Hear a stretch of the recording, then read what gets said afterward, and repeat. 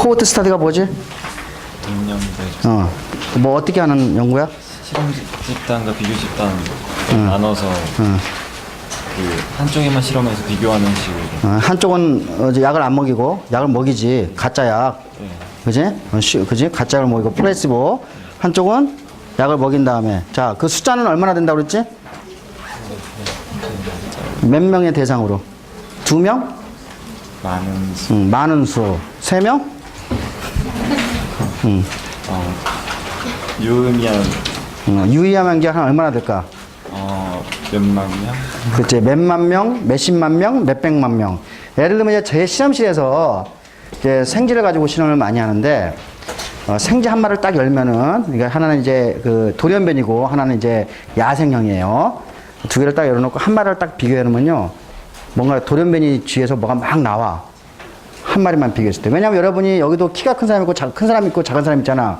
두 개 딱 고르면 어떻게 돼요? 이게 돌연변이가 되면 키가 커지는구나, 이렇게 생각하겠지. 근데 그 n값을, 그죠? n값을, 자, 늘리면 늘리면서 어떻게 되죠? 이러한 정규 분포 곡선을 그리게 되죠, 이렇게. 이런 식으로 이제 그리게 되죠. 이러면 키라고 그러면은, 그죠? 근데 n값이 만약에 작으면, 두 마리면은 요거 하나하고 요거 하나만 딱 나오면은, 두 사이에는 굉장히 큰 차가 있는 거죠. 착각할 수가 있는 거예요. 그래서 n값을 교속해서 늘려줘야 돼요. 그래서 실험 과학자들이 매우 힘들어요. 왜냐하면은 돌연변이의 어떤 그 표현형을 보기 위해서 n값을, 그죠? 그러니까 뭐 한 마리, 두 마리 가지고 하는 게 아니라 10마리, 20마리, 30마리를 가지고 실험을 해야 돼요. 그러니까 돈 굉장히 많이 들겠죠? 노동력 많이 들겠죠? 우리가 그런 데이터들이 쌓여가지고 우리가 이제 생명과학의 이제 어떤 사실, 그죠?를 발견할 수가 있는 거예요. 예, 그래서 지난 시간에 이야기했던 두 가지 팩트, 그죠? 더블 블라인드 테스트. 그렇죠? 더블 블라인드 테스트. 이것도, 박근우. 어디 있어요? 더블 블라인드 테스트가 우리나라면 뭐야? 그러니까 꼭 우리나라 말로 설명 안 해도 돼요. 뭐, 더블 블라인드 테스트가 뭘 말하는 거예요? 객관성 추구를 위해서 비실험자나 실험자나 다 이렇게 실험 요인을 이렇게 알려주지 않고 객관성 유지를 해서 그렇죠. 둘 다 눈을 감는 거예요. 그죠? 그죠? 둘 다. 이걸, 우리나라 말로 하면 이중, 그죠? 맹검법이라고 그래요. 맹검법. 나는 영어가 더 쉬워. 난 맹검이 무슨 말인지 모르겠어. 그지? 농담이고. 그죠? 이건 한자로 오기 때문에 여러분이 익숙치 않은데. 그죠? 그래서 이게 더블 블라인드 테스트를 통하고 또 하나가 뭐예요? 대규모 집단의 연구를 통해서, 그죠? 코호트 스타디를 통해 가지고 우리가 어떠한, 그죠? 약이라든지 바이타민이라든지 혹은 우리가 만약에 우리나라가 충분히 더 많은 돈을 들이게 되면은 우리가 인삼이라든지 산삼이라든지 이런 연구를 통해 가지고 우리가 그 효능을 입증할 수 있는 거예요. 만약에 이러한 더블 블라인드 테스트와 코호트 스타디를 거치지 않고, 그죠? 거치지 않고 나온 결과물은 우리가 이거를 과학적이라고 이야기할 수 있어 없어요? 이거는 아직까지는, 그죠? 과학적이라고 이야기할 수 없는 상황이 되는 거예요. 이해하셨죠? 그래서 이제 우리가 인간의 건강에 관한 항상 이와 같이 두 가지, 그죠? 더블 블라인드 테스트와 코호트 스타디를 거쳐서 나온 결론이라는 거예요. 자, 그러면은 제가 이제 지난 시간에 제가 BMI, 그죠? BMI 바디 매스 인덱스라고 했어요. BMI는 어떻게 구한다고 그랬죠? 이거를 어떻게 구했죠? 여러분이 킬로그램을, 그죠? 미터로 2번 곱하는 거예요. 여러분의 키를 2번 곱하면 이제 BMI가 나오는데, 이 BMI는 여러분이 우리가 그러니까 정상 체중이냐, 오버웨이트냐, 과체중이냐, 비만을, 그죠? 구별할 수 있는 아주 좋은 그런 데이터인데, 우리가 이제 뚱뚱해지면 뚱뚱해질수록 우리가 더 빨리 죽는다는 걸 안단 말이에요. 그죠? 우리가 이런 데이터를 우리가 지난 시간에 우리나라 데이터예요. 그죠? 우리나라. 자랑스러운 우리나라 데이터를 통해 가지고 보니까, 뚱뚱해지면은 빨리 죽는구나. 그죠? 우리가 그런 걸 알 수가 있었던 거예요. 자, 이런 것들은 전부 다 몇백만 명을 대상으로 우리가 이런 데이터를 만들어 왔다는 거예요. 자, 그러면 이제 또 하나 내가 한번 물어볼게요. 여러분이, 예를 들면 이제 우리가 그 교육감 선거할 때 굉장히 좀 시끄러웠어요. 그죠? 이제 초등학생들한테 이제 급식하는 문제 때문에 굉장히 좀 이제 논란이 있었죠. 그래서 이제 서울시 교육감이 바뀌어가지고 나는 굉장히 이게 잘못된 정책이라고 생각하는데, 그러니까 이게 이제 그 교육감이 바뀐 다음에 그 급식을 할 때 뜬금없이 유기농 급식이 이야기가 나오네. 유기농. 여러분 이제 동네 가게 가면은 유기농을 파는 이제 저기 가게들 보이죠, 그죠? 우리나라는 아직까지는 그렇게 아주 급격하게 유기농을 많이 이렇게 하지는 않는데 미국이나 영국 같은 경우는 거의 지금 전체 농산물의 10% 이상을 지금 차지하고 있어요. 이게 이제 뭐 아직 전 세계 시장은 아직 많이 크지는 않지만 그래도 꾸준히 그죠? 유기농으로 유기농 생산, 유기농 음식을 우리 여러분이 먹고 있어요. 자, 유기농 굉장히 건강에 좋죠. 김혜린. 유기농이 우리가 그냥 정상적인 농법에 의한 그 농산물에 비해서 유기농이 훨씬 더 깨끗하다고 생각하죠? 그죠? 깨끗하고 영양물질도 많죠?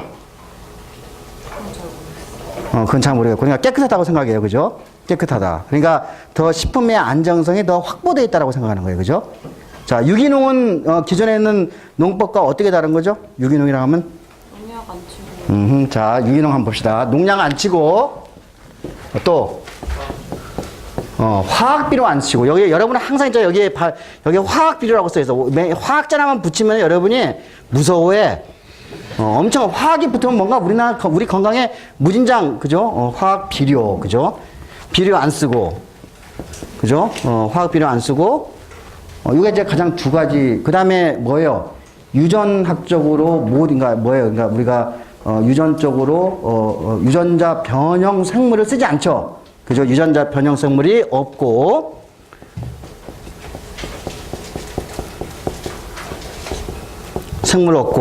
그죠? 유전자 변형 식품이라고. 자, 그다음 또 뭐가 있죠? 우리가 항생제라든지, 그죠? 항생제라든지 호르몬 같은 거를 쓰지 않고, 그죠? 예를 들면 여러분이 콩나물 키울 때 거기에 지베렐린 호르몬을 집어넣으면요, 그냥 원래 안 친 것보다 2배, 3배 빨리 자란단 말이에요. 그죠? 그래서 이와 같이 우리가, 유기농이라고 하면은, 그죠? 자, 유기농이라고 하면은 인류가 가지고 있는 지식의 총 재산이에요, 이게. 어떻게 보면 인류가 여태까지 우리가 우리가 지금 몇 억이죠? 70억이에요. 그죠? 70억을 먹여 살리기 위해서 우리가 한 200년 전부터, 그죠? 화학비료를 개발하고, 그죠? 농약을 개발했고, 그죠? 유전자 변형 농물이 이제 최근에 나왔죠. 생물은.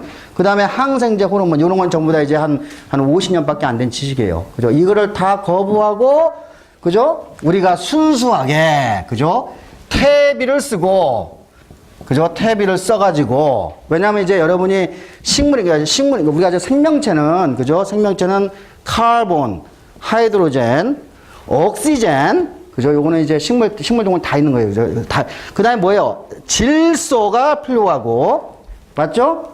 그 다음에 이건 이제 우리가 이거를 인산이 필요하고, 그죠? 그죠? 황이 필요해요. 이런 것들이 다. 그러니까 식물도 이렇게 자라나려면은 여기서 가장 중요한 게 뭐죠?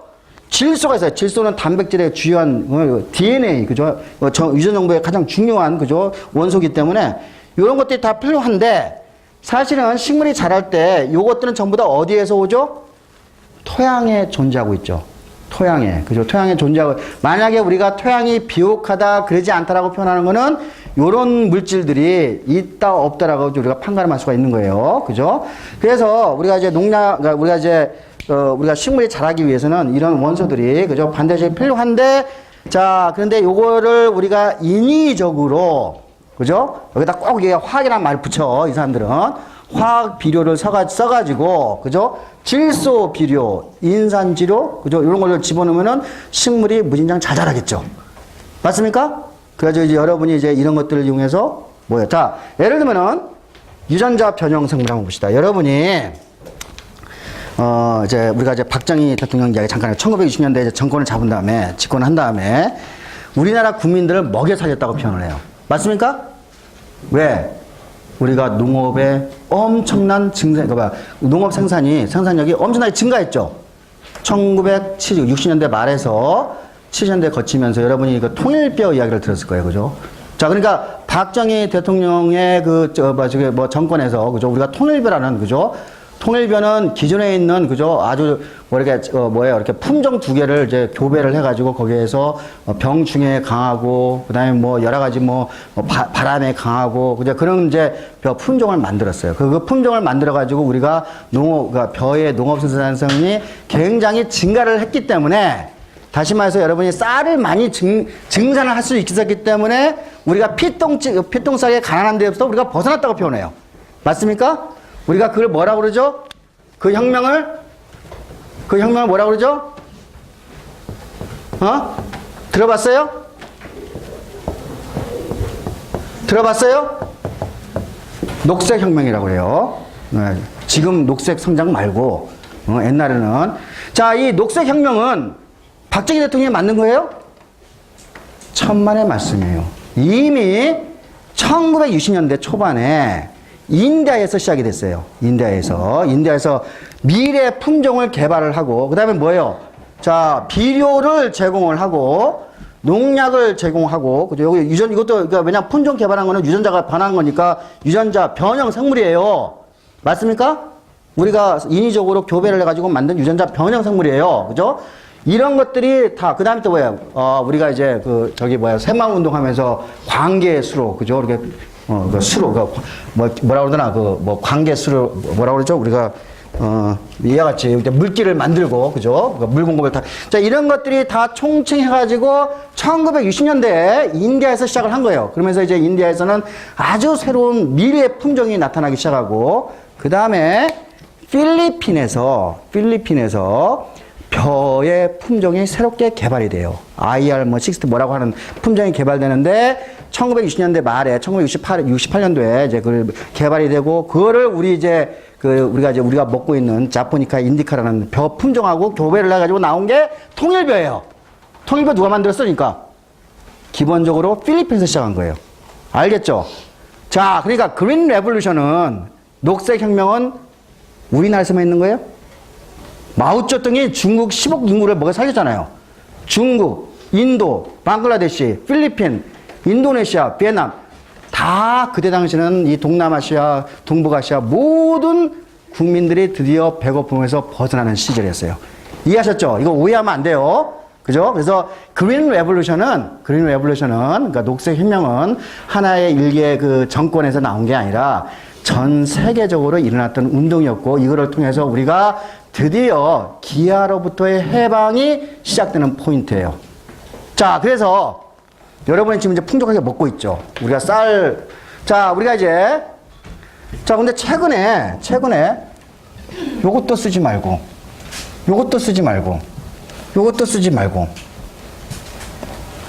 이거 안 써. 그러면은 우리 지금 70억 인구를 먹여 살릴 수 있었어요. 못 먹여 살려요. 왜? 이 유기농 제품은 우리가 정상적인 농업 방법, 그린 레볼루션을 통해서 한 생산성의 30%밖에 존재 안 돼요. 자, 그러면 이제, 이게 우리가 유기농이 아마도, 그죠? 안정성이 확보가 돼 있을 것이다, 라고 생각해요. 왜? 우리가 농약을 안 쓰니까. 맞죠? 화학비료는 이제, 예를 들면 화학비료의 이야기. 우리가 비료를 제공하기 위해서는, 그죠? 옛날에는 고전적인 방법, 유기농에서 의하면은, 비료로, 우리가 퇴비를 만들죠. 퇴비는 뭐하고 섞여 있는 거죠? 식물 그 껍데기하고, 그죠? 뭐하고? 똥하고 섞인 거잖아요. 동물의 똥, 인간의 똥.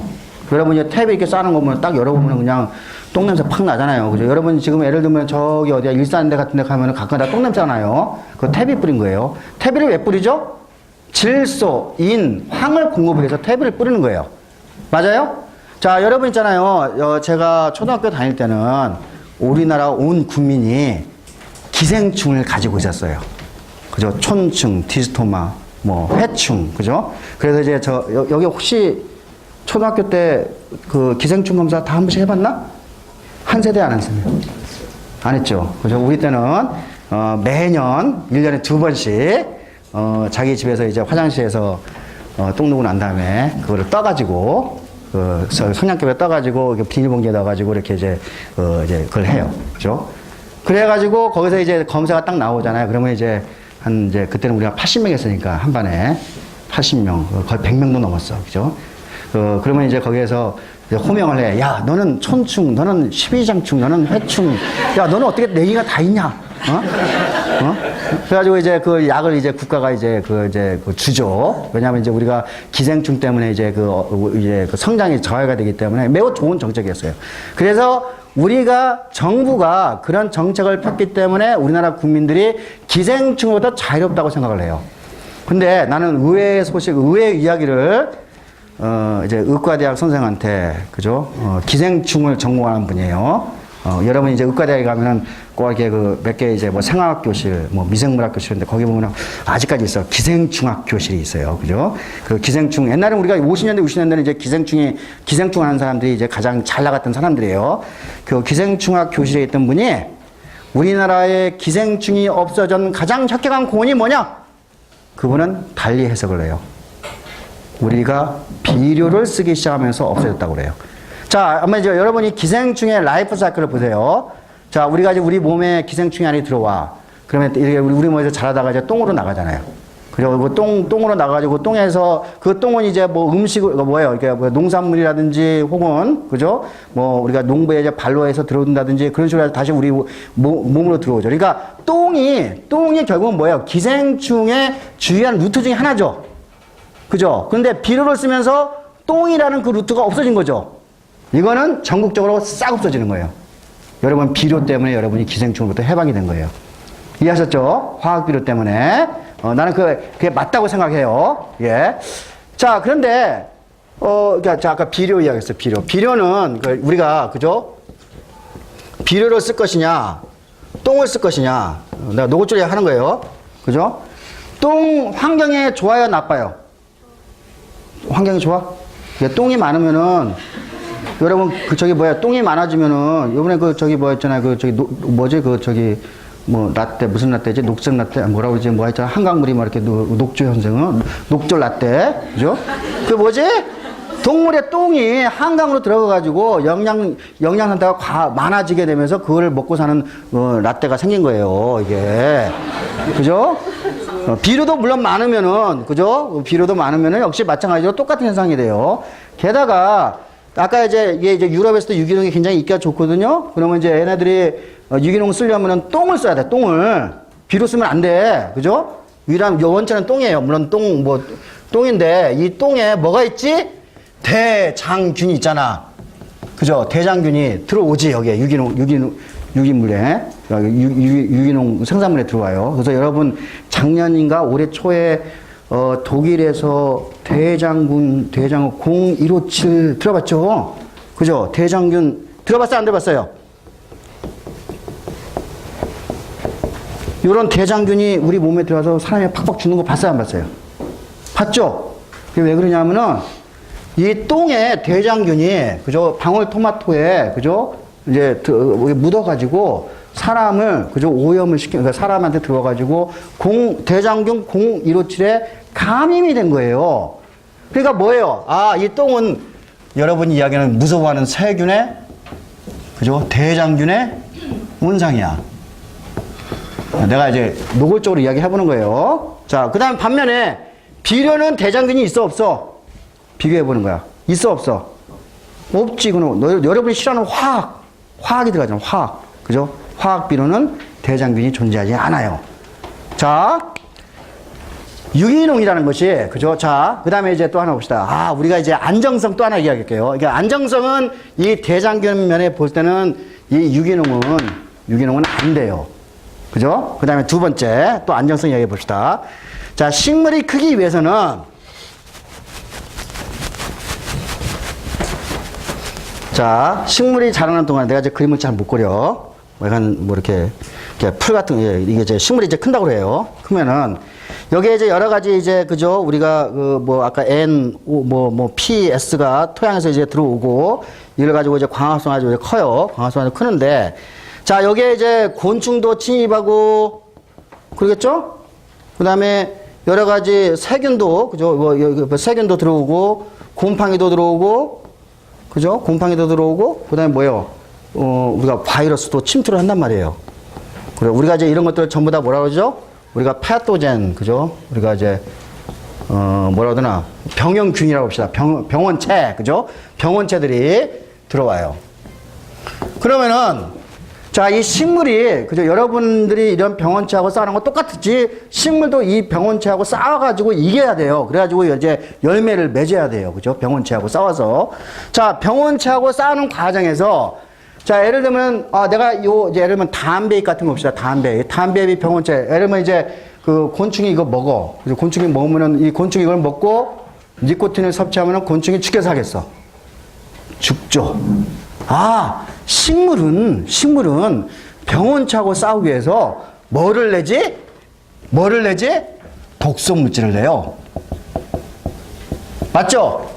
그죠? 그러니까 톡신을 낸다면 톡신. 그러니까 예를 들면 담배 잎에 그 니코틴 같은 톡신을 낸단 말이에요. 뭐하고 싸우기 위해서? 병원체하고 싸우기 위해서. 그죠? 그러니까 환경이 나쁘면 나쁠수록, 그죠? 환경이 나쁘면 나쁠수록 이 식물체에서는 매우 다양한, 그죠? 독성 물질을 내게 되는 거예요. 그래야지 자기가 거기서 이 환경에서 서바이벌을 하는 거예요. 그렇죠. 자, 근데 지금 이제 예를 들면 내가 비료도 주고, 그 다음에 뭐, 저기 곤충 못 오게, 농약도 치고, 그 다음에 곰팡이 못 오게 농약 치고, 할 거 아니야. 그러면 걔네들은 매우 좋은 환경에서 살죠. 그죠? 그러면 얘네들은 우리가 정상적으로, 우리가 지금 현재, 그죠? 우리가 이제 모든 걸 다 이용해서 한 것들은 독성 물질이 덜 나오겠죠. 그러니까 논리적으로 한번 생각해 보는 거야. 논리적으로. 독성 물질이 덜 나올 거예요. 그러니까 여러분이 농산물과, 그죠? 우리가 대량 생산하는 그 농법과 비교했을 때, 그죠? 비교를 해보는 거야. 유기농산물은 논리적으로 생각해 보니까 독성 물질이 많이 나올 수가 있어. 그죠? 그러니까 제가 안정성 이야기하는 거야. 세균, 대장균, 그죠? 그 다음에 뭐예요? 독성 물질. 그 다음에 또 뭐가 있을까? 이번에 이제 그걸 한번 봅시다. 우리가 이제 농약을 치니까, 자, 여러분 있잖아요. 요 농약은 1960년대에 그 레이첼이라는 여성 과학자가 침묵의 봄이라는, 그죠? 책을 썼어요. 예, 우리가 이제 농약을 뿌리게 되면은 벌레가 그걸 먹고, 벌레를 먹은 새가, 그죠? 그걸 먹고 DDT라는 농약 물질에 겨워서 전염해서 새가 죽어가게 되고, 여러분은 레이첼 카슨이네요. 그죠? 레이첼 카슨이라는 그 여성 과학자가 이걸 썼는데, 그래서 여러분이 이제 어느 순간에 봄이 되면은 새가, 그죠? 울지 않는 세상이 올 것이다. 새가 다 사는 세상이 올 것이다. 이제 그런 경고를 했어요. 그래서 우리가 그때다 이제 DDT는, 요거 DDT 만든 사람 노벨상 받았어요. 그죠? 근데 DDT 지금 써요? 안 써요? 지금 안 써요. 요거 먹으면 이제 다 죽어버리기 때문에. 그죠? 그래서 레이첼 카슨의 침묵의 봄이라는 이 책이 나온 다음에, 그죠? 침묵의 봄이 이 책이 나온 다음에 DDT 아웃. 그 다음에 농약도 아웃시켜야 되는데 농약 아웃시키지 못하죠. 그러면서 이 농약이, 자, 분해가 잘 되는, 그죠? 분해가 잘 되는 농약으로 다시 개발하게 되는 거예요. 그죠? 농약으로. 그래서 실제로 여러분이, 우리가 쓰고 있는 농약은, 그러니까 실제로 이제 우리가 뭐 사과라든지 배라든지 과일을 따고 난 다음에 한번 이렇게 씻으면은 거의 농약 잔류량이 없어져요. 예. 그래서 여러분이 실제로 밥상에 오르는 이 대부분의 농산물 같은 경우에는, 농약 잔류량이 우리가 그만큼 기술이 많이 발달했기 때문인 거예요. 농약의 양이 굉장히 작아요. 자, 그래서 제가 논리적으로만, 그 다음에 이제 아까 내가 물어봤잖아. 영양 물질이 얼마나 있을까? 얘네는 아마 이제 비타민이 굉장히 많을 거야. 그죠? 비타민이. 그래서 누가 재봤어? 한번 재볼까? 비타민 양? 자, 제가 그래서 이제 보여드리겠습니다. 이제 제가 사실은 요거를 이제 조금 더 상세하게 마지막 시간에 이야기를 했는데, 어저께, 오늘 아침에 신문을 보니까, 매우 흥미로운 기사가 떴어요. 이거는 이제 스탠포드 유니버시티에서 있는 이제 메디컬 닥터가, 유기농산물을 먹은 사람과 그렇지 않은 사람을 비교한 논문들이 많이 있겠죠. 자, 제가 그 논문들을, 이 세상에 존재하는 모든 논문들을 다 짜집게 해가지고, 그거를 분석하는 방법을 내가 메타 분석이라고 그랬죠. 그죠? 메타 분석이라고 했어요. 그 메타 분석은 수백만 명의 데이터가 쌓인 거예요. 그죠? 여기가. 자, 이 메타 분석에 여기 이제 나오네. 그지? 여기 보니까, 여기 뭐 스미트 스팽글러라는 사람이, 그죠? 다음 같이 물어봤어. 오르게닉 푸시, 컨벤셔널, 그죠? 우리가 이제 컨벤셔널 우리가 농약 뿌리고 다 하는 그런 것들이에요. 이거 우리가 다른, 그죠? 푸드에 비해서 좀 더 안전하고 좀 더 건강한가라고 물어봤어. 그죠? 이거는 메타 어널리시스야. 1920년대부터 현재까지 존재하는 모든 데이터를 다 종합해가지고 우리가 이제 어떤 결론을 내리려고 그런 거예요. 그죠?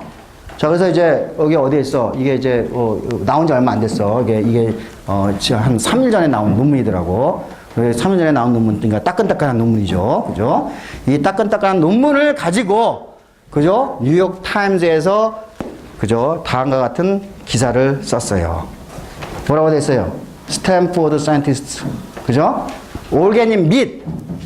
그리고 올게닉 밋이라면 우리가 자연 농법, 그죠? 우리가 소나 돼지나 닭 같은 걸 이제 방치해 가지고 키우는 거. 나는 뭐 그런 필요하다고 생각해. 동물의 인권이 아니지.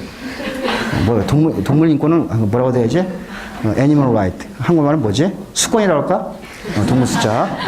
이제 수권을 위해서는 아마 이제 여러분이 또 이게 한 10년, 20년 지나면은 이제 우리가 수권을 이야기할 시기가 또 될 수도 있어요. 그죠? 강아지 키우는 사람 많이 있고 그러면은, 왜냐면 동물도 똑같이 우리하고 느끼고 생각하고 다 할 거란 말이야. 그죠? 지금은 예를 들면 우리가 200년 전에 흑인을, 그죠? 우리가 사람이라고 흑인의 인권은 생각하지 않았지만은 여러분이 200년 후에는, 그죠? 강아지의 권리를 생각할 수도 있어요. 그죠? 그 수권이라고 합시다. 자, 어쨌든, 우리가 이제 뭐 오게닉 밋, 그죠? 자연 농법으로 이제 키운, 그죠? 뭐 이제 이런 것들이 과연, 그죠? 이제 뭐예요? 그러니까 이런 그 유기농 수산물, 그 유기농 음식의 장점에 대해서 의심을 던지는 논문을 냈단 이야기예요. 이해하셨죠? 여러분 이제 영어가 좀 짧잖아? 영어가 짧으니까 한국말로 번역해 줄게. 예, 그래서 이제 쭉 이제 들어가 있어. 읽어봐, 다요. 읽어보세요. 자, 그래서 여기 뉴욕 타임즈에, 그죠? 우리가 이제 9월 3일에 이제 이걸 이제 썼어요, 기사를. 한글침을 봤더니, 뉴욕 타임즈에 나온 기사를 짜집게 한 거야. 근데 얘네들은 이게 뉴욕 타임즈에 나왔다고 이제 솔직하게 고백을 하더라고요. 예. 그래서, 자, 여기 보니까 한번 읽어볼까요? 자, 미 연구팀 유기농 식품 별 효과 없다 해가지고 굉장히, 자, 일반 식품 건조, 영양가 차이 적고, 잔류 농약도 양쪽 다 기준치 이하다. 그렇죠? 자, 유기농 식품이 비싼 건 확실한데, 많이 비싸죠? 2배, 3배. 아까 내가 교육감 했는데, 그분이 교육감 된 다음에 유기농으로, 그죠? 학생들 식단을, 나는 그거 미친 짓이라고 생각했어. 왜냐면 그 비싼 거를, 그죠? 왜 비싼 유기농을 해? 다른 거 해도 우리가 더, 2배 가격이 더 낮은 걸로 우리가 먹일 수 있는데, 그죠? 자, 섭취 효과는 확실자는 뭐 할까 말할까, 그죠? 그래서 실제로 아까 이제 이런 데이터를 쭉 설명을 한 거예요. 했더니, 여기서 내가 바이타민 C의 양을 쟀어. 다른 바이타민들 다 재봤어. 차이 있어, 없어? 차이 없어요. 단백질량, 탄수화물량 차이 있어요, 없어요? 차이 없어요. 자, 아까 농약, 잔존량 이미 기준치 이하예요. 자, 왜 여러분들이 유기농 수산물을 먹어야 되지? 이런 데이터가 있음에도 불구하고? 그래도 먹을래? 아니요. 왜? 가격에 비해 좋지 않으니까. 그런데 유기농을 하면은 우리가 있잖아. 내가 항상 하잖아. 일자리 창출이 잘 돼. 누구는 똥을 만들어야 될 거 아니야. 그지? 그러니까 일자리 창출은 아마 굉장히 많이 될 거야. 그래서 실제로 이제 여러분이 그 유기농, 그죠? 올게닉 에그리컬처 가면은 장점 해가지고, 일자리 창출이 많이 된다. 그런 이야기가 있어요. 그래서 이걸, 제가 왜 이런 이야기를 하죠? 사이언스는 이와 같이, 그죠? 아까 메타 어널리시스, 그죠? 우리가, 여러분이, 실제로 여러분은, 내가 항상 그러잖아. 여러분은 알게 모르게 여러분의 호주머니에서, 그죠? 여러분의 어머니, 아버지 돈으로부터, 그죠? 뭔가 이런 짓을 하고 있는 거야. 근데 이거 대신에 이거 하는 것보다는 뭐 영화를 한 편 더 보든지, 어디 가서 뭐 오페라를 한 편 더 보는 게 낫지 않겠어요? 바보 같은 짓을 하지 말란 얘기예요. 그죠? 그래서 이게 사실 이제 이 유기농법의 이 운동은 1960년, 1960년도에 그죠 우리가 스튜던트 파워 그러니까 뭐죠 그 학생 운동이 있으면서 같이 그죠 이렇게 결합이 되면서 전 세계적으로 퍼져나왔는데 다행히 우리나라는 이렇게 강하게 일어나지는 않았어요 이게. 근데 그럼에도 불구하고 유기농이 우리가 일반 식품에 비해서 훨씬 건강하고 안전하다라고 하는 신화를 계속 신문 방송에서 떠들어대고 있기 때문에 문제라는 거예요. 근데 여러분은 이제 제 강의를 들었으니까 그럴 필요 있어 없어요? 없죠. 여러분이 이제 항상 여러분이 먹는 것에 대해서 우리가 왜냐면 우리나라 정부가 생각보다 굉장히 괜찮아요. 그러니까 우리가 소의 이력조도 잘하고 있고 우리가 식품 안정성에 대해서는 뭐 물론 이제 뭐 만두 파동도 있고 그러니까 뭐 만두 파동이 일어나지 않아야 될 것들이 일어난 거야. 뭐 만두 파동도 있고 뭐 여러 가지 파동이 좀 있잖아요. 그죠? 단무지 파동도 있고. 근데 그거는 별로 중요한 일이 아닌데 하여간 신문하고 이렇게 결탁해가지고 이렇게 하여간 언론 선정주의에 의해서 이렇게 된 건데 우리나라 식품이 있잖아요. 생각보다 굉장히 안전해요. 매우 안전해요. 우리 정부가 매우 관리를 잘하고 있어요. 알겠죠? 그죠? 그래서 여러분 잘 알죠? 우리나라 분유가 중국 애들이 와가지고 다 쓸어간다는 거 알고 있죠? 저기 가면은 중국 사람들이 지금 우리나라 식품을 무진장 선호해요. 그러니까 중국은 아직도 이런 안정성이 확보가 안 됐기 때문에. 그래서 이제 여러분들이 이거 한번 이제 우리가 사이언스를 하면서 그죠? 사이언스를 하면서 이런 것들을 왜 우리가 사이언스를 해야 되는지 왜 내가 쓸데없는 데다가 돈을 낭비하지 않기 위해서는 사이언스를 알아야 되겠죠. 맞습니까? 자, 그래서 이제 여기까지만. 자, 이제 여러분은 저는 이제 제 취미 생활 중에 하나가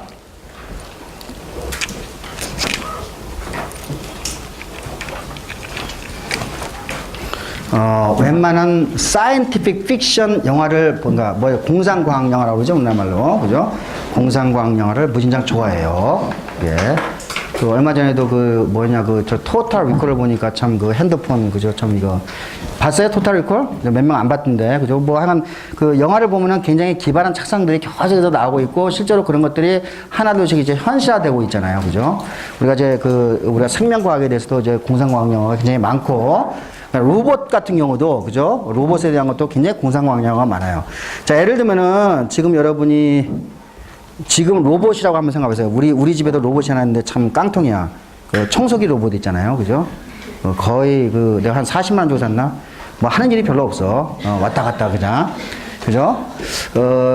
실제로 이제 로봇은 뭐냐면은 로봇은 인공지능을 장착이 돼야 돼. 인공지능. 그죠? 그러니까 artificial intelligence. 그죠? 인공지능이 장착이 돼야 되는데 인공지능이 곧 있으면 나올 거라고 그 수탁의 과학자들이 이야기함에도 불구하고 기껏해봤자 그 깡통 로봇이나 만들고 그죠?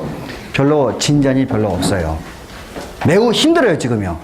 생각보다 근데 이제 보면 데이터를 보면 굉장히 청사진처럼 보여. 자 한번 볼까? 예를 들면은 이게 90년대였나 80년대 내가 지금 예를 들면은 인간하고 요 컴퓨터하고 장기 서양 장기죠. 그죠? 싸움하면 누가 이기죠? 이제 얘가 이기잖아. 기분 나빠? 얘가 이기잖아요. 이게 누구였지? 딥블루라고 그래요. 그죠? 딥블루. 이거 IBM에서 이제 이걸 만들어가지고 세계 챔피언하고 붙었더니, 그죠? 이 세계 챔피언이 졌어요. 그죠? 졌어요. 그러니까 이제, 인간의 이제 자존심이 상하는 거지. 근데 애는 이제, 그죠? 우리가 이제 이거는 이게 물론 복잡해. 그죠? 물론 복잡하지만 그래도 경우의 수를 얘는 이제 빠르니까. 이렇게 해가지고 거기서 이제 가장 최선을 뭐 10수, 20수 이제 앞서가지고 이렇게 하면 이제 어느 길로 가야 될까 계산해가지고 가는. 얘는 생각을 해, 안 해? 생각을 안 해. 그래서 생각 없이 모든 경우의 수를 그냥 빠름으로 그냥 해결하는 거예요. 그죠? 해가지고 이제 이겼어. 근데, 또 하나 대단한 사건이 일어났더라고. 작년인가 재작년인가. 여러분 이제 미국의 내가 이게 ABC인가 CBS인지 어디 모르겠는데 제파디라는 게임이 있어요. 알아요? 퀴즈 게임이에요. 그죠? 퀴즈 게임. 그죠? 뭐 이렇게 해가지고 카테고리, 히스토리 해가지고 뭐 이렇게 한 25개 문제를 물어보잖아. 딱 여러 명 이제 거기서 문제가 나오면은 뭐 이제 그걸 맞추는 거지. 그죠? 뭐 예를 들면은 그냥 맞추는데 이제 거기서 이제 매우 이제 능력이 좋은 사람이 뭐 매단승도 하고 이제 매우 재밌는 게임이에요. 그죠? 매우 재밌는 게임인데 구글에서 퀴즈를 풀어내는 프로그램을 만든 거야. 구글 맞나 내가? 하여간 어쨌든 그래서 애 이름을 왓슨이라고 졌어 일단. 그래가지고 인간하고 퀴즈 대결을 하는 거야. 그러니까 뭐냐면 애는 검색은 할 수 있어. 인터넷 검색을 통해서. 근데 이 컴퓨터 검색, 그러니까 예를 들면은 이런 건 쉬울 거야, 그지? 우리나라 일대 대통령은 누군가 물어보면은 그거는 일대 대통령 한국당 누르면은 이승만밖에 없잖아. 그러니까 딱 보고 애가 이제 이승만 대답할 거야. 가장 빠르게 어떤 사람보다 가장 빠르게 이야기할 거야, 그지? 그런 거는 그러니까 단순한 질문은 분명히 애가 이길 거야, 그죠? 이길 거야. 근데 우리가 이제 복잡한 질문들이 많이 있을 거 아니야, 그지? 뭐 예를 들면은 뭐가 있을까? 복잡한 질문, 뭐 하여간. 하여간 뭐 복잡한, 우리가 이제 그 퀴즈를 하다 보면은, 그죠? 뭐 굉장히 복잡한 질문들이 있는데, 이 검색어 가지고는 잘 안 될 거예요, 그죠? 그래가지고, 이거를 이제 이것도 IBM인데, 내가 지금 기억이 잘 안 나는데, 이게, 이 IBM에서, 요거를 퀴즈를 잘 풀어내는 프로그램을 교수에서 한 10년 동안 거쳐서 만들어내는 거예요. 그래가지고, 작년에 어떤 일이 생겼냐면은, 모든 도전자를 다 이긴 거야. 애가. 퀴즈왕을 이긴 거야. 그러니까 이야기는 뭐야? 근데 애는 생각을 할까 안 할까? 그러니까 얘는 아마 이제 키워드, 그죠? 이렇게 이 어떤 뭐 이렇게 키워드를 조합해가지고 거기서 통해가지고 우리가 이제 퀴즈를 풀어내는 이제 작업을 할 거예요, 그죠? 얘도 스피드로 승부를 할 거예요, 그죠? 스피드로. 근데 여전히 생각을 못 해, 그죠?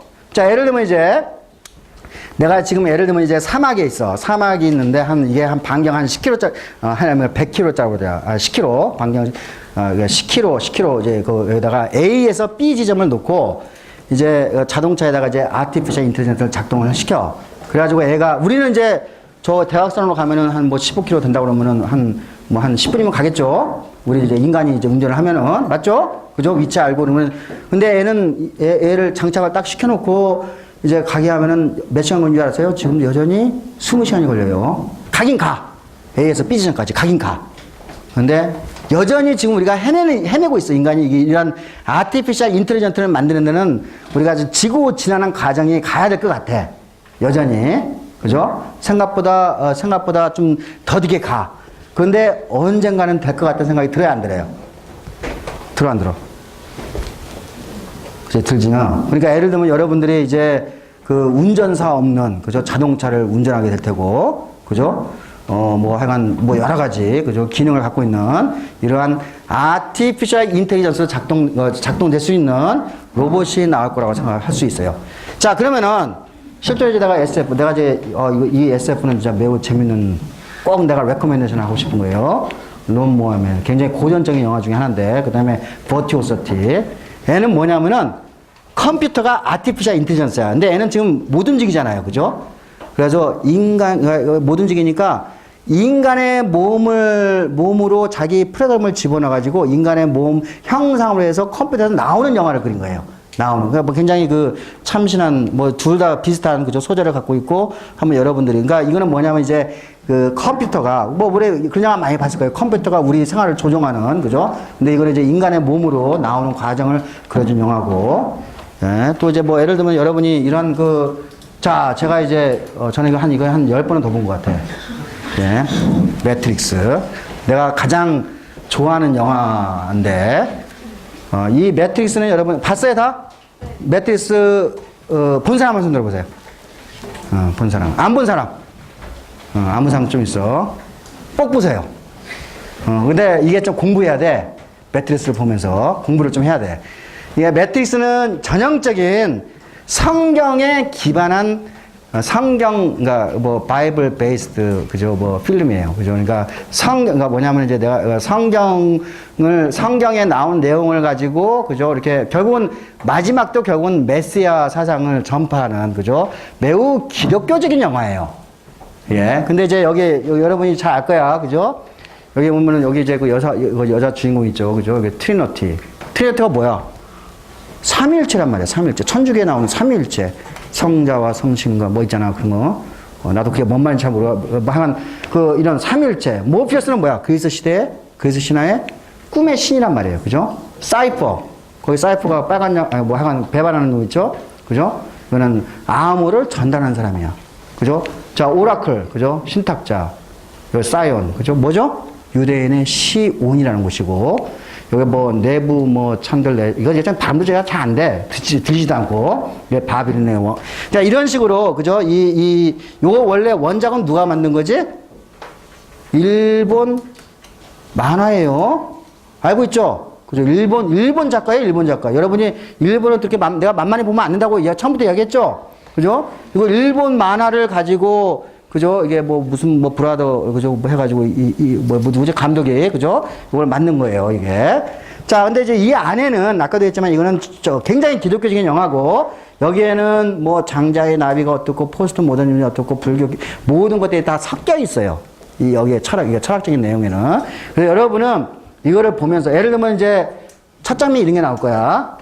애가, 토마스가, 그죠? 앤더슨이지. 이게 그러니까 컴퓨터 안에 있는, 가상현실에 있는 앤더슨이, 그죠? 뭐 이렇게 뭐죠? 그 컴퓨터, 패킹을 하다가 걸리잖아. 그러다가 이제 걸리는 과정 중에 컴퓨터에, follow the rabbit 딱 써 있잖아요. 기억나요? 토끼, 왜 뜬금없이 토끼야? 토끼 어디 나오지? 이상한 나라의 앨리스. 거기서 그걸 착안한 거야. 일본 애들이 그걸 착안한 거야. 이상한 나라의 앨리스에서, 그죠? 토끼굴을 따라가잖아. 똑같이, 그죠? 토끼를 따라가라 그랬더니, 실제로 이제 토끼의 문신을 하는 애를 따라가가지고 이제 얘가 그 현실, 우리가 사이버 세계에서 현실로 넘어오게 되잖아요. 이런 것들이 다 이게 얼기성격, 얽혀가. 자, 이거는 뭐냐면은, 이런 이야기는 뭐냐면, 이 영화 작품 하나가 인류 문명이 농축되어 있다는 이야기예요. 인류가 갖고 있는 모든 철학과 예술과 문학과, 그죠? 기술이 다 응축돼가지고 이러한 스토리를 만들어내는 거예요. 이거는 일본 작품이라고 이야기할 수 없어요. 불교, 유교, 뭐 모든 것에 다 섞여 있는, 그죠? 아주 총체적인 그런 걸 갖고 있는 거예요. 그죠? 그래서 제가 이 작품은 여러분들이 이제 꼭 이제 보시는데, 이 작품에서도 이제 예를 들면 이제 이런 이야기가 나와. 뭐냐면은 이 사이퍼가 어디 있어요? 사이퍼가 애한테 이제 꼬셔지지. 누구지? 어디 갔어? 어디 갔냐? 스미트, 그죠? 예, 스미트한테 이제 꼬셔가지고 얘가 이제 넘어가잖아요. 배반을 하잖아. 근데 이제 얘가 그런 장면이 나와. 얘는 알아. 스미트하고 밥을 먹으면서 이제 그 붉은 이제 그 고기를 먹어. 근데 이게 되게 맛있잖아요. 근데 이거는 지금 뭐야? 사이버 세상이잖아요. 사이버 세상이야. 그러니까 내가 고기를 씹는 순간에 그 씹는 그 촉감, 그죠? 그 어떤 냄새 그런 것들이 뇌에 전기 신호가 가지고 나의 뇌를 행복하게 만드는 거야. 맞아요? 결국은 여러분이 지금 있잖아요. 그죠? 여러분이 지금 예를 들면 뭐 축구를 해가지고 이겼어. 근데 그게 뭐예요? 그 이김의 감각이 뇌에 전달이 돼가지고 뭐예요? 전기 신호가 전달이 돼가지고, 그죠? 우리가 행복하게 만들어지는 거예요. 맞아요? 여러분이 뭐 이제 이 강의를 듣고 이제 뭐 예를 들면 100점을 맞았다. 똑같은 거예요. 다 뇌로 가는 전기 신호로 총합이 되는 거예요. 맞아요? 그러니까 지금 얘는 뭐냐면은 알고 있어. 이게 현실이건 사이버 세상이건 상관없이 이게 뇌로 가는 신호가 나를 불행하게 하거나, 그죠? 예를 들면 내가 배고파. 그러면은 배고프면 여기서 이제 위에서 이제 배고프라고 아우성을 치지. 그러면 뭐예요? 뇌로, 그죠? 뇌를 괴롭게 하는 신호가 가는 거야. 그죠? 나는 괴로워. 그죠? 맞아요? 내가 고문을 내야 내가 고문을 당하고 있어. 그러면 그 고문을 당할 때 그 통증이라는 그 신호가 뇌로 가는 거예요. 그럼 그거를 딱 차단하면은 고통을 줘도, 통증을 줘도 괜찮지. 그게 뭐야? 그게 약이잖아. 통증 제어요. 통증 완화제 같은 경우는 그 통증을 뇌로 가는 신호를 전달을 없애버리는 게 통증 완화제예요. 맞아요? 통증약이에요. 그죠? 그러니까 마찬가지로 이 사이프는 그런 생각을 하는 거야. 내가 행복한 거는 결국은 뇌로 가는 신호가 전달하는 거야. 이게 사이버 세상이거든 현실 세상은 상관없다. 그죠? 그러니까 이제 뭐 그런 고민을 해. 그래서 얘는 내가 만약에 빨간 약과 파란 약을 다시 고르라면은 빨간 약이 현실색이었나? 그랬던 거였지. 빨간 약이 현실색이었나? 어쨌든, 그죠? 얘는 사이버 세상에 계속 살고 싶다라고 이야기를 해요. 매우 중요한 생물학적인, 그죠? 원리를 갖고 있고, 매우 중요한 철학을 갖고 있는 애예요. 그게 만만하게 볼 애는 아니에요. 그죠? 여러분들이 이런 것들을 이제 좀 고민을 할 필요가 있는 거예요. 이 영화를 보면서. 근데 이제 여기 보면 이제 스미트가 이제 제가 이게 뭐냐면 이거는 이제 가상 세계에서 일어나는 게 뭐예요? 이제 고도로, 그죠? 아티피셜 인텔리전스, 그죠? 컴퓨터가, 그죠? 고도의 인공지능을 가지게 됨으로써 이런 세상이 온다는 것을 한번 이렇게 영화적 재미를 가지고 풀어준 거예요. 자, 그래서 이거는 이제 제가 재밌게 봤던 그죠? 우리가 사이언스 필름을 이렇게 쭉 적어놓은 거야. 예, 이런 목록은 어디 가면 있을까? 어디 가면 있을까? 위키피디아, 그죠? 이번에 위키피디아 가지고 사이언티픽 필름 딱 치면은 그죠? 이거 리스트가 다 나와. 뭐 예를 들면 이제 쭉 나올 거예요, 그죠? 이렇게 아까 내가 룸모아맨하고 버티오서티. 가타카는 이제 뭐 이렇게 뭐예요? 인간이 태어날 때부터 좋은 유전자, 나쁜 유전자 갖고 있는 사람으로 뭐 이거는 이제 로봇 이야기, 그죠? 요거는 이제 내가 영생할 수 있는 방법, 그죠? 우리가 이제 우리가 교석에서 복제 양이 가능했잖아요, 그죠? 복제 인간에 대한 이야기, 그죠? 자, 이런 이제 영화들을 제가 여러분이 쭉 보고 있어요. 예. 뭐, 이제 이런 영화들을 이제 한번 여러분이 관심 있으면 이제 한번 보세요. 근데 이제 이런 영화를 보면은 매우 이제 중요한, 아마도 저는 이제 여러분 세대는 이런 일이 없을 거라고 생각이 되지만은 언젠가는 이런 로봇이 나오지 않을까? 한번 생각할 수 있죠. 상상할 수 있죠. 맞아요? 자, 여러분보다 더 똘똘한 로봇이 나오지 않을까? 그래서 요거 이제 이런 그 사이언스 필름의 원조는 누구냐면은 아이작 아시모프라는 사람이에요. 예, 그 소설가. 자, 이 소설가는 그러니까 소설을 쓰면서, 그죠? 로봇의 3원칙에 대해서 이야기해요. 로봇은 인간에게 해를 끼쳐서는 안 되며 위험에 처해 있는 인간을 방관해서도 안 된다. 로봇은 인간의 명령에 반드시 복종해야만 한다. 단 제1법칙에 거스를 경우는 애해다. 로봇은 자기 자신을 보호해야 한다. 단 제1법칙과 제2법칙에 거스르는 경우는 애해다. 그래서 이제 요 로봇의 3원칙이 애가 고민하잖아. 그거 벗어난지 안 하는지. 그래서 나도 하도 이제 우리가 스토리는 다 까먹었는데 이제 한 내용은 결국은 애가 좋은 놈이었지, 얘가. 그제? 그 나쁜 아티피셜 인텔리전트 하간 그 컴퓨터 안에서 그 멍령 때리는 그 로봇이 이제 들어가가지고 이제 로봇이 드디어 반란을 일으키는 장면이 나오기 시작하잖아요. 맞아요? 로봇의 인권 아니고 로봇권. 그죠? 로봇권을 위해서, 그죠? 자, 그러면 여러분이 만약에, 나는 이제 나도 이제 옛날 이제 대학교 다닐 때 이제 종교에 대해서 이제 많은 고민했는데 내가 다음과 같은 이론을 폈어. 내가 했잖아. 아주 위대해져가지고 이제 사이언티스트가 됐어. 로봇을 만드는 공학자가 돼가지고 드디어 로봇을 만들었어. 근데 그 로봇이 로봇권을 주장해. 나로부터 벗어나기 위해서. 넌 어떻게 하겠니? 네, 실현 불가능한 것 같습니다. 아이, 그러니까 사이언스 그러니까 이랬을 경우에 네가 영화를 하나 찍는다고 가정을 해. 상상력을 동원해가지고 로봇이 로봇권을 주장해. 나는 일하기 싫어. 걔 상상할 수 있어. 생각도 잘하고. 자기가 원하는 있잖아. 로봇을 또 만들 수도 있어. 너 같으면 어떻게 하겠니? 네, 그렇게 자기의 권리를 주장하기 전에 어느 정도 통제를 하고 그런 시스템을. 근데 하나님은 인간을 통제하고 있나? 나 매우 중요한 이야기를 지금 하고 있는 거야. 일단 하느님이 있다 없다는 개개인의 신념과 종교관에 따라 다르기 때문에. 그렇지. 내가 이제 한 그런 질문을 대학교 때 던졌는데 이런 질문들은 똑같이 찰주와 똑같이 고민을 해요. 예를 들면은 신은 누가 만들었지? 누가 한 말일까? 화이트헤드가 한 말이야. 화이트헤드 알죠?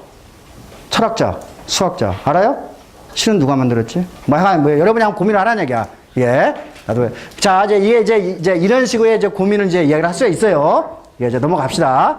자, 그래서 저는 이제 그냥 상상을 하는 거야. 여러분들이 아마 여러분 세계에는 되지 않지만 최소한 영화의 세계에서는 로봇이 인간보다 훨씬 더 스마트하고, 그죠? 더 강한 존재로 나오는 걸 많이 봤을 거예요. 그러면 이제 자, 실제로 이제 그게 어떻게 가능한지 보죠. 요거는 이제, 정보 집합도예요. 집적도야. 이건 시간이고. 자, 이게 이제 무어라는 사람이 우리가 이제 컴퓨터가 컴퓨터가 발달하면서 이 집적도가 어떻게 되는지 조사를 해봤더니 한 1905년까지는 5년마다 2배씩 그 집적도가 증가한 걸 알았어요. 그래서 이거를 무어의 법칙이라고 해요. 근데 지금은 바뀌었어요. 3년마다 2배씩 증가를 해요. 그래서 삼성의 이렇게 부사장인데 황스로라고 가지고 만들어 놨어요. 그래서 실제로는 지금은 3년에 2배씩, 그죠? 이 집적도가 증가한다는 얘기는 2배씩 더 똘똘해진다는 얘기야. 그죠? 맞죠? 그죠? 예를 들면은, 여러분 이런 스마트폰 옛날에 생각한 적 있어 없어? 이 스마트폰 안에 다 모든 게 들어오잖아. 예. 이게 우리가 10년 전에는 상상하지 못했던 그런 내용이에요. 자, 그러니까 뭐냐면은 이 아티피셜 인텔리전트를 향한, 그죠? 이러한 기술은 지금 무궁무진한 가고 있어요. 그런데, 많은 이제 미래학자들이 다음과 같은 상상을 하고 있어요. 생각을 하고 있어. 이 아티피셜 인텔리전스에서, 그죠? 이게 집적도가, 그 지식의 집적도가 계속 증가를 하게 되면은 어느 순간에 어떤 그 싱귤레리티인데 이거는 특이점이야. 어느 순간을 넘어가면은 애가 스스로 생각할 수가 있는 거야. 인간의 통제를 벗어나서 애가 스스로 생각할 수 있는 특이점이 온다라고 지금 그게 이제 이 사람은 뭐 많은 미래학자들은 10년 후면은 그게 특이점이 올 거라고 지금 생각하고 있어요. 10년 후면은 자기 스스로 생각하는 아티피셜 인텔리전스가 드디어 나타나기 시작하고 그러면은 우리가 인간과 로봇이, 그죠? 이렇게 천지창조 그림에서 듯이 탄소 생명체하고 실리콘 인공지능이 만나는 지점이 올 것이다 라고 지금 미래학자들이 지금 추측하고 있어요. 그죠? 자, 그러면, 네, 내가 물어볼게. 자, 그래서 예를 들면은, 여기 보면 이제 제가 하나 추측을, 여기 이제, 뉴욕 유니버시티에 있는 사람, 그러니까 일본 사람이긴 하지만은, 불가능은 없다라는 책을 이제 이렇게 썼는데, 이 사람이 이제 미래의 로봇이나 사이버고는 우리에게 영상을 설명할지도 모른다. 그 다음에 우리가 마주치게 될 우주인은 인공지능을 가진 로봇일 수 있다. 이제 이런 식으로 이제 예측을 이제 해놨어요. 왜냐면 이게 뭐 우주인도 생명체라고 그러면은 여기까지, 지구까지 오기 매우 힘들 거예요. 그죠? 그래서 여기 보면은 이 책에는 여기 이제 로봇에 대한 이렇게 한 챕터가 있고 여기서 보면 이제 이 인공지능을 만들게 한 인간의 분투가 이제 다 그려져 있어요. 여기서 보면은, 이게 매우 힘들구나. 근데 많은 지금 공학자들이 여기에 매달려 있고, 한 10년 후면은 이러한 특이점을 넘는 시점이 올 것이라고도 이 사람이 지금 추측하고 있어요. 예, 그래서 이게 가능하대요. 이런 것들이. 물리학적으로 다. 공간 이동도 가능하고, 시간 여행 어디 갔어? 시간 여행은, 요거는, 현재 물리학적으로, 이런 것들이 다 물리학적으로는 가능한데, 이건 아예 불가능한 거고, 에이즈력 같은 건 다 불가능, 물리학 법칙을 어긋나는 건데, 여기까지는 물리학적으로는 가능할 수 있는 그런 내용인데, 약간, 요렇게 해가지고, 이거 굉장히 재밌게 잘 썼더라고요. 그러니까, 여러분이 이제 이런 미래학자들이, 그죠? 로봇에 대해서 이렇게 이제 나눠놨어요. 그러면 이제 저는 여러분들한테 다음과 같은 질문을 좀 던져보겠어요. 자, 우리가 이렇게 생각해요. 지금 현재는 우리가 갖고 있지 않지만, 여러분이 아까 아이 로봇에 있는 그 로봇과 같은, 그죠? 그런, 존재가 있다 그러면은 그 로봇과 인간의 차이점을 한번 구별해 보자는 거죠. 예. 자, 인간과 로봇의 차이점. 아주 발달된 로봇이야. 아티피셜 인텔리전스를 갖고 있는, 그죠? 로봇이야. 어떤 차이가 있을까? 좀 논리성에서 좀 차이 날 것 같아요. 논리성? 아까 이제 싱귤레리티를 넘어가면은 애는 자기 스스로 사고를 할 수가 있어. 근데 사람은 비논리적이잖아요. 사람은 비논리적이다. 그거 역으로 치네. 그럴 수도 있겠다. 그럴 수도 있겠다. 이글이라는 그 영화가 그걸 이제 보여주고 있어. 네. 그러니까 비논리성을 극복하기 위해서 이글이 이제 인간을 치는 장면이 나와. 그 다음에 또 뭐가 있을까? 인간은 비논리적이래, 그지? 예, 말이야. 그러니까 우리가 이제 논리적일 수 있고 비논리일 수도 있어, 그지? 또 뭔 차가 있을까? 가족 간의 유대감? 가족 간의 유대감은 그거 한번 생각해볼까? AI라는 영화 있지? 아티피셜 인텔리전스 영화 있어. AI 제목이. 거기 보면은 꼬맹이가 가족에 들어가. 걔는 자기가 인간이 되고 싶어서 막 안달하는 장면들이 나와. 그 다음에 예를 들면 여러분 선생님 잘 모르겠지만은 하여간 사이보그라든지 그런 애들이 감성을 갖게 되는, 그죠? 어떤 유대감을 갖게 되는 그런 장면들이 묘사가 좀 되고 있어요. 가족 간의 유대감, 하여간 좋은 퀘스천이에요. 또 뭐가 있을까? 감정의 유무. 응? 감정의 유무, 그죠? 감정의 유무. 아까 AI라는 영화를 보면은 그것도 조금 이제 생각이 달라질 것 같아. 또 뭐가 있을까? 자식을 낳을 수가 없어. 그렇지. 생식 아프죠. 생식. 생물학적인 용어를 좀 쓰자. 자, 로봇과 인간의 구별점. 첫 번째, 생물학적으로 생식. 그죠? 여성과 남성이 만나서 자식을 만드는 생식. 로봇은 불가능한가? 내가 한번 물어볼게. 요번 있잖아, 컴퓨터 바이러스. 생식은 뭐지? 자기하고 똑같은 놈을 복제하는 놈이 생식이잖아. 그지? 자기 유전자를 후세대 넘기는 게 복제하는 거잖아. 컴퓨터 바이러스 생식이 안 해. 헐. 생식하잖아. 맞지? 요거 한 번, 요거 지금, 그죠? 요거 한 방으로 끝냈어요, 이거는. 또, 뭐가 있을까? 여러분이 이거는 일반 생물학 책이라든지 뭐 고등학교 교과서에 나온 저렇게 저렇게 쓰면요. 틀리거든요? 그죠? 근데 여러분 이제 한번 우리가 여러분의 상상력을 동원하기 위해서 한번 이야기를 해보는 거예요. 원래, 생명체가 비생명체의 차이가 있을 때 첫 번째가 생식이 나올 수가 있어요. 하지만 저는 지금 제가 비교하는 게 뭐죠? 아주 고도로 발달된 로봇을 가지고 생각하는 거야. 또.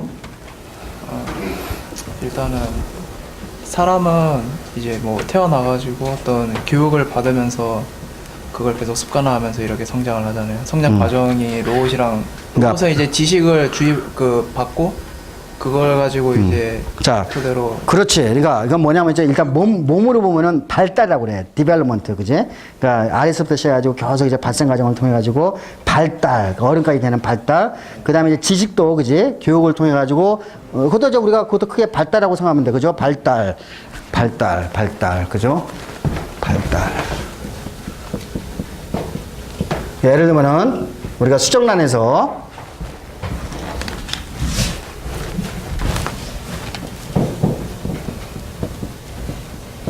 어른까지 되는 과정을 우리가 발달이라고 그러죠. 그죠? 자, 로봇은 애초부터 처음부터 이제 그 자기 어떤 목적을 가지고 딱 태어났기 때문에 발달하는 과정은 없을 거예요. 하지만은 우리가 이제 컴퓨터 프로그램이라고 가정을 해봅시다. 아까 여기는 지금 이제 이건 육체적 발달, 그죠? 정신적 발달은 어때요? 정신적 발달은 우리가 교육을 통해서, 그죠? 교육을 통해서 점점점 우리가 성인이 돼가는 과정을 보여주는 거예요. 근데 자, 이 컴퓨터는 세상에 있는 모든 정보를, 그죠? 흡수를 하죠. 그죠? 흡수를 해가지고 자꾸 뭐예요? 자기 체제를, 아까 뭐예요? 싱귤러리티. 이미 자기가 생각하는 단계를 넘어섰다고 그랬어요. 그죠? 그러면 뭐예요? 이걸 통해서 새로운 생각을 하게 되고, 그러면 새로운 것을 만들어낼 수 있는, 그죠? 새로운 것을 만들어낼 수 있는, 거기까지 갈 수 있을 거라고 생각이 되겠죠.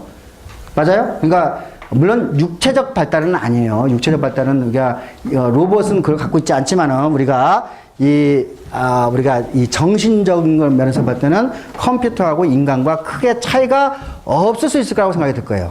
맞습니까? 제가 이거는 여러분이 어디 가서 그 생명체와 무생명체를 비교했을 때 이렇게 하면 틀리다고 했어요. 그죠? 근데 저는 지금 로봇하고 여러분의 편견을 깨기 위해서 지금 하는 이야기예요. 또 뭐가 있을까?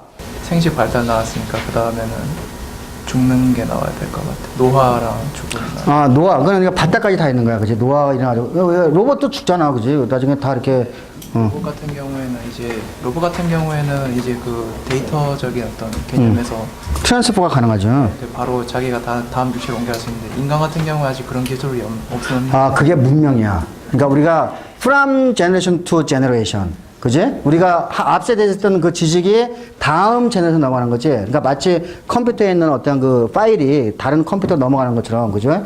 근데 아까 자기가 생각을 하고 의식을 가졌다고 했다는 거는 일단 그게 하나의 객체가 되는 거잖아요. 그렇지. 그럼 그 객체를 유지하는 경우에 인간은 노화돼서 죽을 경우에 그 객체 자체가 다른 그 육체로 옮겨간다거나 우리가 예를 들면 있잖아. 그 영화 중에 The Sixth Day라는 게 있어. 6번째 날. 거기 보면은 복제를 해. 복제를 하는데 뭐냐면 몸도 복제를 하고 생각도 복제를 해. 여러분 있잖아. 이게 뇌에다가 이렇게 쭉 보면 저기 나오잖아. 모든 그 데이터가 다 나와가지고, 그지? 저장한 다음에 다른 개체에다 넣으면 똑같은 사람이 나오잖아. 왜냐면 이게 뇌도 디지털라이즈 될 수가 있기 때문인 거야. 예. 같은 사람이 되는 거지. 같은 생각을 갖게 되는 거지. 그러니까 여러분의 몸뚱아리가 중요한 게 아니라 지금 여러분의 머리가 중요한 거야. 맞죠? 그죠? 예를 들면은 내가 아마 그냥 무궁무진하게 한번 상상을 해보자는 거지. 그지? 자, 예를 들면은 여러분이 지금 머릿속에 뭐가 드는지 잘 모르겠지만, 그죠? 머릿속에 이제 들어있는 생각, 사고, 철학 모든 게 다 들어가 있을 거야. 그지? 자, 그거를 만약에 이걸 디지털라이즈 해가지고 컴퓨터 프로그램에다가 뭐 우리가 파일을 만들어가지고 어디다가 저장할 수 있겠죠. 왜? 그런 영화 많잖아. 그러면 그 영화, 그거를 저장시켜가지고, 아까 이제 자기 몸을 복제한 인간한테가 다시 그 프로그램을 해가지고 집어넣는 영화 많이 봤잖아. 봤어요? 내가 영생할 수 있다니까? 여러분들한테 돈을 나한테 많이 주면은 내가 연구할 수 있어요. 자, 왜냐면 우리가 내 몸 복제가 가능해, 안 해? 가능하죠? 나하고 똑같은 생긴 사람이 나타날 수 있어요. 그죠? 그 다음에 우리가 이제 그 뇌가 충분히 발달이 되면은 이 뇌 속에서 일어나는 현상을 이해를 하고 그걸 우리가 디지털라이즈 해가지고, 그죠? 뭐 그런 영화 많잖아. 그죠? 우리가 어떻게 생각하는 것도 영상으로 보여줘, 요즘에는. 그죠? 내가 지금 어떤 생각을 하는지 딱 넣으면 저기서 이렇게 딱 영상으로 보여주고. 우리가 충분히 가능한 기술일 수 있을 것 같아, 이거는. 예. 또 뭐가 있을까? 진화.